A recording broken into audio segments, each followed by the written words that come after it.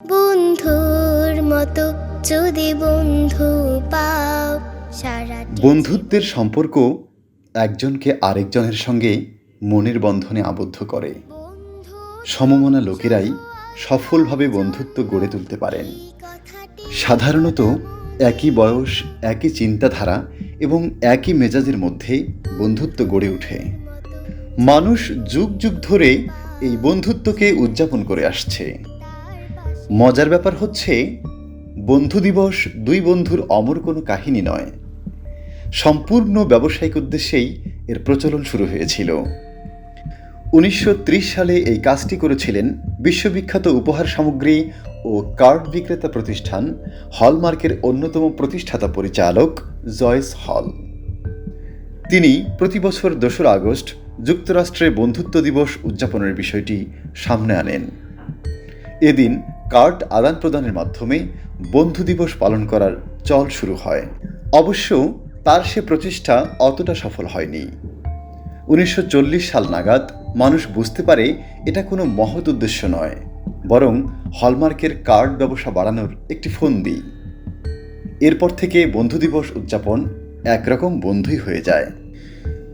তবে এই দিবস উদযাপনের ব্যাপারটিতে মোড় ঘুরিয়ে দেন প্যারাগুয়ের চিকিৎসক র্যামন আর্থেমিও ব্রেচ।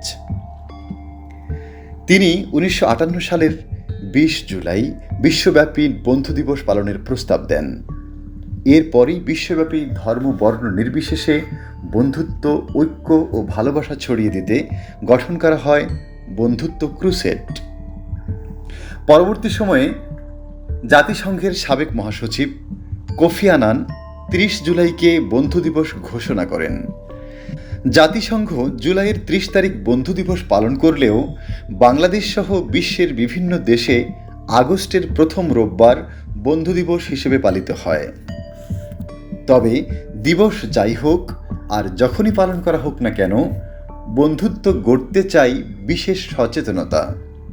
হযরতে আবু হুরায়রা রাদিয়াল্লাহু তাআলা আনহু থেকে বর্ণিত, রাসূলুল্লাহ সাল্লাল্লাহু আলাইহি ওয়াসাল্লাম বলেছেন, মানুষ তার বন্ধুর অভ্যাস, চরিত্র ও আচার আচরণের উপর প্রভাবিত হয়ে থাকে।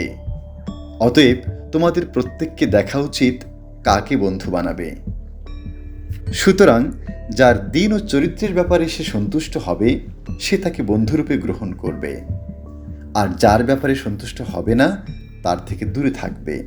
কারণ স্বভাব চুম্বকের ন্যায় আকর্ষণকারী, আর সঙ্গ মানুষের জীবনকে ভালো বা খারাপ পথে পরিচালিত করতে খুবই কার্যকরী। আব্দুল আলী মাসিক, কালচারাল টাইমস।